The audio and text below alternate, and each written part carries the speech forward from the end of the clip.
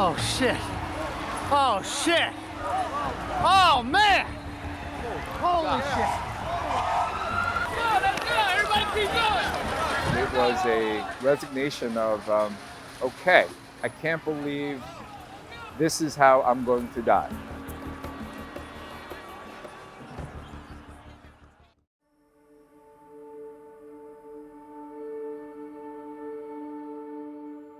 At about 8:46, 8:47, the lights in that room flickered. We couldn't see anything. We didn't hear anything. We didn't feel anything. It was just this flicker of lights. Almost immediately, a gentleman from Aon Corporation kind of came into the room and he said, "Hey, there's been an explosion in the North Tower and we got to evacuate." To see these huge black holes through the sides of the building of the North Tower. Flames redder than any red I'd ever seen before in my life, looking up the side of the building. Gray and black billows of smoke just pouring out of those big holes. And my first thought, immediate thought was, my God, how did that pilot not see the building? How did he miss?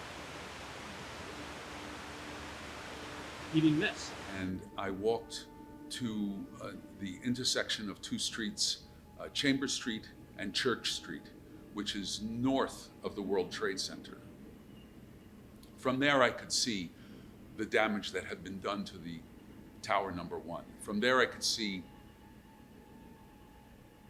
what was happening from the street. I could see people waving tablecloths from my windows, from the windows of our restaurant, Windows on the World. I could see tablecloths and napkins, and it was horrible. It was terrible.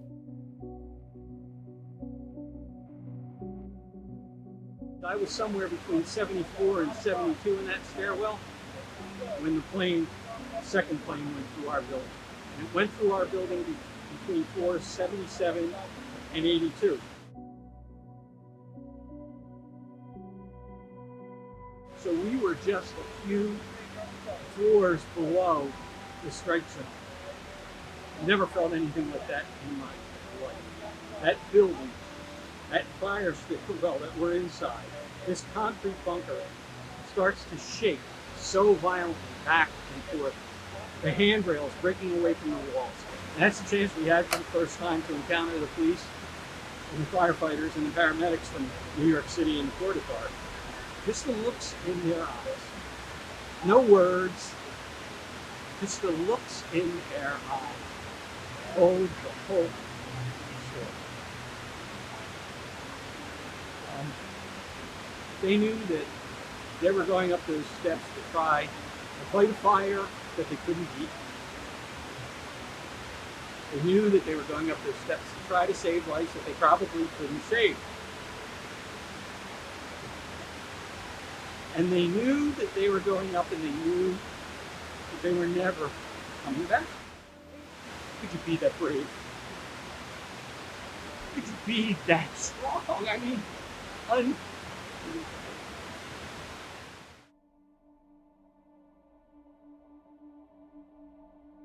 You know, we'd already seen what had happened to the Twin Towers, and figured it was going to be a pretty busy day. We're like, this is the safest place to be in the world right now. Why not be in the Pentagon? You know, nothing's going to happen to us here. So that dot there is where I was, right here. It was a loud boom, and then you felt a shaking.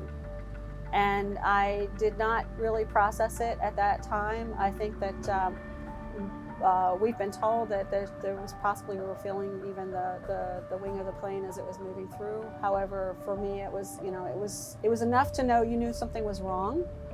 And as everybody started to move and move out, it was like, okay, this is a dangerous situation. I was still thinking at that time that it had been a bomb that had been let off somewhere in the building. I knew it was terrorists. I mean, that was not hard to think about. But the idea of a plane being used as a weapon, and how that would happen, and how that could happen in this area, that just was a little bit hard to fathom.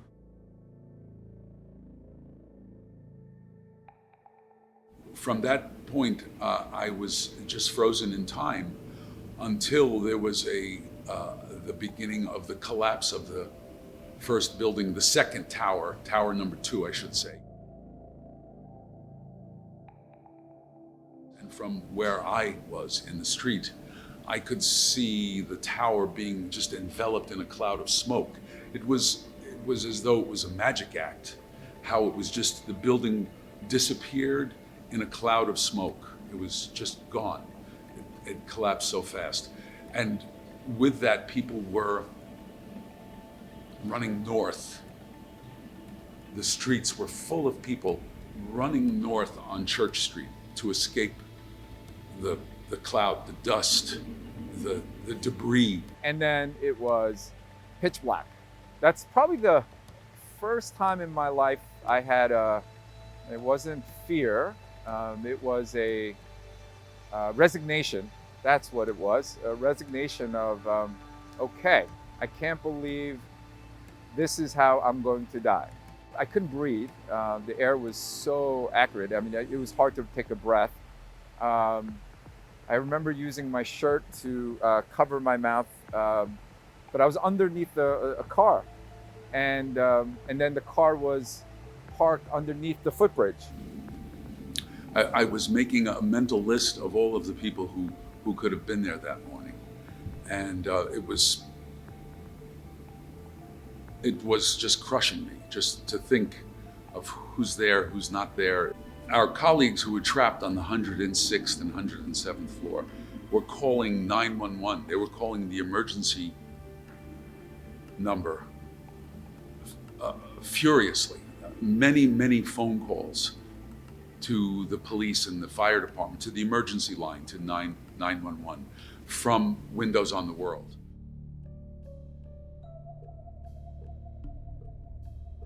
The plane that morning was coming overhead, straight down the flight path. At this point, it was inverted, traveling just under 600 miles an hour. Just before the plane came down, Ed made a phone call to the 911 emergency services. They're not quite sure what the intent was, other than they suspect to help emergency services understand where the plane was. Obviously, the hijacking was well underway. The battle either was about to start or had already started, and the passengers and crew members certainly knew what was going on the ground in New York and in Washington, just from conversations that other passengers had had with loved ones and the United Service Center when it crashed into the ground down there. They were sending rescue crews in case there were any survivors, but there really wasn't anything left. It basically disintegrated upon impact and threw the debris over about a 50 to 60 acre, what we call the debris field, which is now called the sacred ground.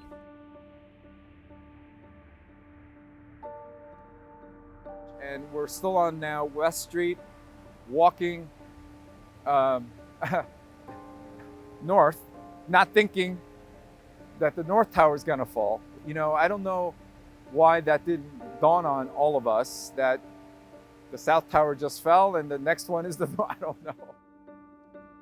We ran together around the corner of a building, and those parking garage roll-up gates or whatever, we cowered around one of those. We got covered again, but this time we weren't in pitch black because we were further away.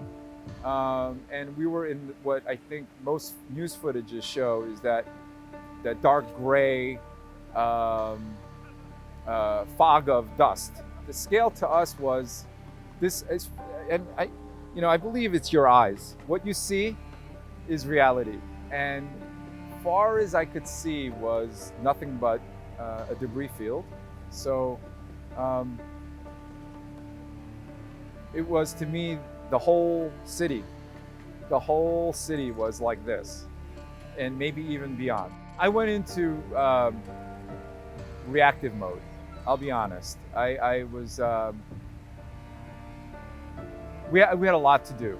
There was no moment to reflect And there really was no moment to take stock.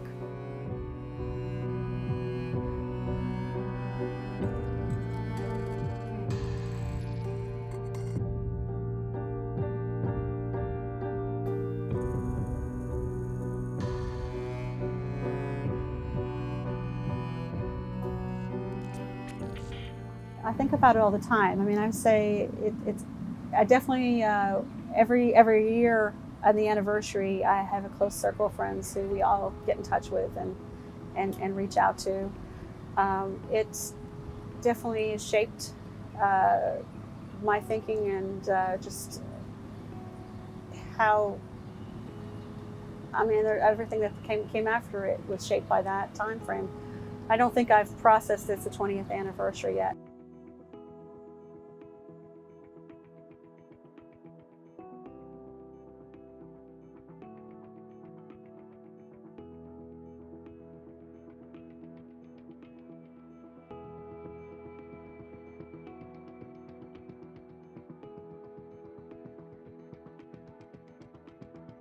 Some things that are burdensome or difficult during our careers, our work life, personal lives, are still relevant. But when you think about it in terms of bigger things, and I keep it close to me, those moments, and it puts things in perspective. It still, to that effect, it carries that for me, that weight.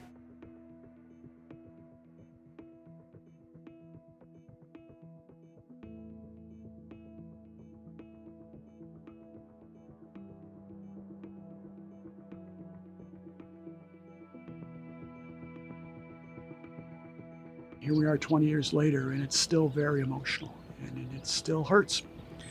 And I suspect it will for the rest of our lives. I remember the day where I became older than my brother. And those milestones, they hurt. They never stop. They were heroes. They took matters in their own hands. And they helped avert a greater disaster on that day.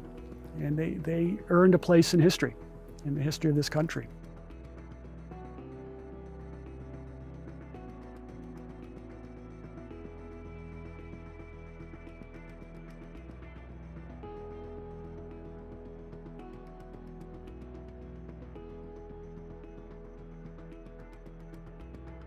It was not my fate on that morning. It was just my luck to have survived, and I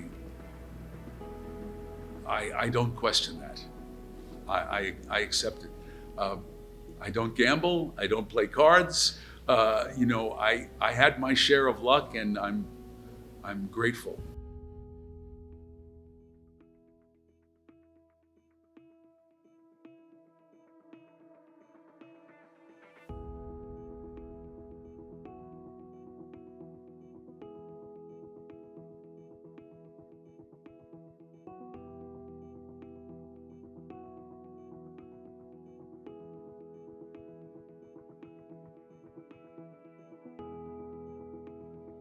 I don't have survivor's guilt. I wonder how I survived, but I knew relatively quickly that what I had to do with this survival is to continue to tell it.